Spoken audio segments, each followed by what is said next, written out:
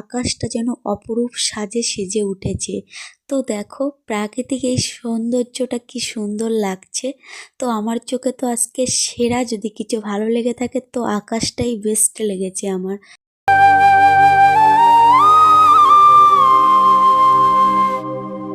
Welcome back to my new channel Bhaswati Sundarban লাইফে সবাইকে জানাই অনেক অনেক স্বাগত আর ভালোবাসা। তো এখন সময়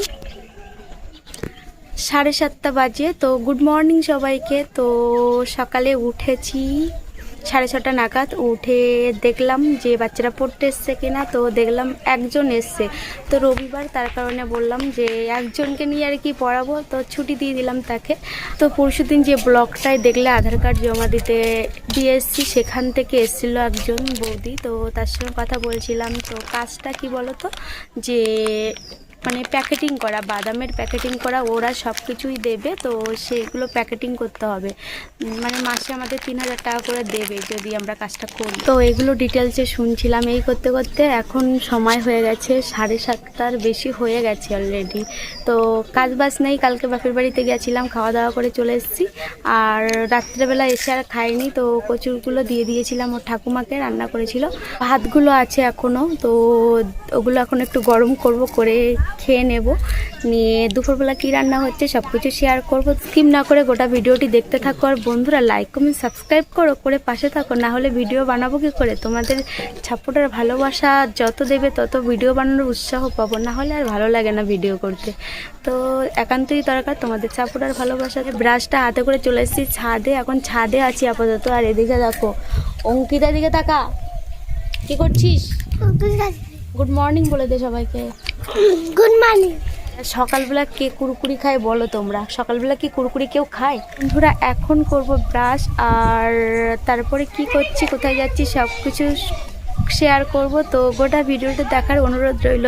আর এদিকে দেখো মাসি শাক তুলছে, তো দেখা।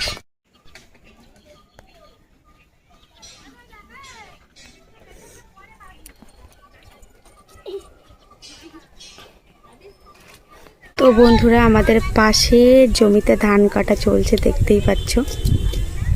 আর মাঠটা দেখো কেমন ফাঁকা হয়ে যাচ্ছে, চারিদিকে কাজ চলছে মাঠে। 3 ঘন্টা 50 মিনিট 40 সেকেন্ড, ঠিক আছে এটা বলেছে তো। আর এখানে দেখ 1 ঘন্টা 55 মিনিট 50 সেকেন্ড।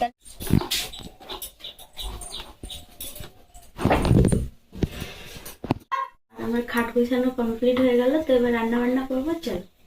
তো মশারি তুললাম আর টুকটাক কাজ করলাম, এদিকে আল্লাটা একটু গুছালাম। আর তারপরে অঙ্কিতাকে বললাম যে বই নিয়ে না বসলে তোকে আজকে খেলা করতে যেতে দেবো না। তো তার কারণে দেখো বই নিয়ে বসে পড়েছে, আর ও এখানে পড়বে আর আমি এখন রান্না করে নেবো। তো চলো দেখ। সকালে এসেছিল অঙ্ক বুঝাতে, তো অঙ্ক বুঝিয়ে দিলাম, বাড়ি গিয়ে সে আর পারছে না। তো বৌদিও বুঝতে পারছিল না, তো দুজন মিলে আসলো, তো ওদের অঙ্ক বুঝিয়ে দিচ্ছিলাম। ভাত নিয়ে নিয়েছি, ভাত আর কচুরমুখী চিংড়ি মাছের তরকারি রাত্রের। খাওয়া দাওয়া করবো, খাওয়া দাওয়া করে চলে আসছি। তো দেখতে থাকো। তো বৌদি চলে গেছে আর ওকে অঙ্ক করাচ্ছিলাম। তো আমরা সকালে খাইনি, তার কারণে খেয়ে নিচ্ছিলাম। আর অঙ্কিতা খাচ্ছিল না, আর আমি বললাম জিয়া তুই খেয়ে নে। আর যেই জিয়াকে দিয়েছি অঙ্কিতাকে হিংসা শুরু করে দিয়েছে, যে তুমি আমাকে দিচ্ছ না, ওকে দিচ্ছ, আমাকে দাও দাও, এই করে করে আমরা 3জন এক থালাই খেয়ে নিলাম সকালটা। বন্ধুরা বাচ্চাদের খাওয়ালাম আর আমিও খেয়ে নিলাম। খেয়ে থালা টালা ধুয়ে এনে এখন দেখো চাল ধুতে যাচ্ছি। তো চলে এসেছি পুকুর পাড়ে। তো মাঠটা আগে না সোনালিতে ভরা ছিল, খুব সুন্দর লাগছিল দেখতে। আর সবুজ যখন ছিল তখন তো মারাত্মক। তো এই জায়গাটা না তখন অসাধারণ লাগতো। তো আর আকাশটা দেখো কি সুন্দর লাগছে না, আকাশটা পেঁজা তুলোর মতন মনে হচ্ছে আকাশে। সকাল থেকে ওয়েদারটা না একদম অন্ধকার মতন ছিল, তো এখন রৌদ্র বেরিয়েছে আর প্রচুর হাওয়া ছেড়েছে। তো দেখতেই পাচ্ছ চুল টুল সব উঠছে।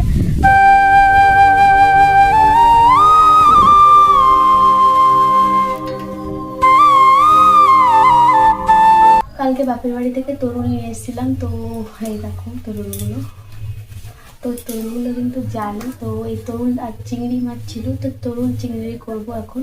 তো চলো কেটে নেওয়া যাক।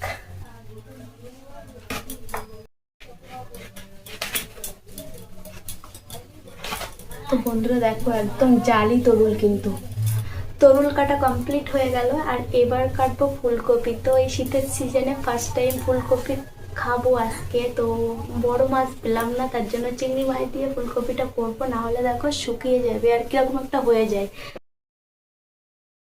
বন্ধুরা, কড়াইতে তেল দিয়ে দিয়েছি, আর এদিকে ভেজে রেখেছি চিংড়ি মাছ, এদিকে তরুল কেটে নিয়েছি, আর এদিকে ফুলকপি আলু নিয়ে নিয়েছি কেটে।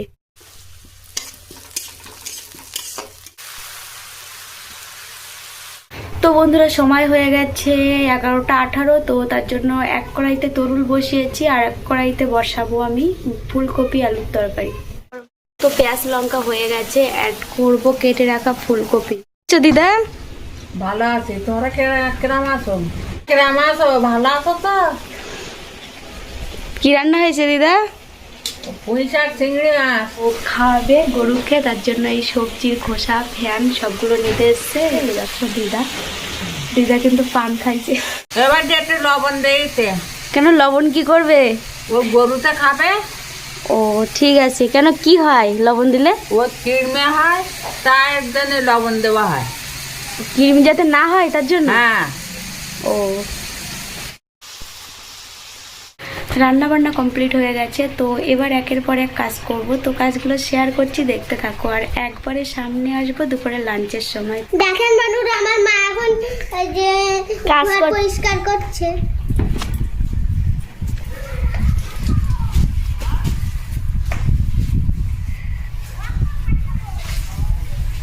বন্ধুরা, কি রৌদ্র বাবা, কি রৌদ্র আছে, তাই না? হ্যাঁ।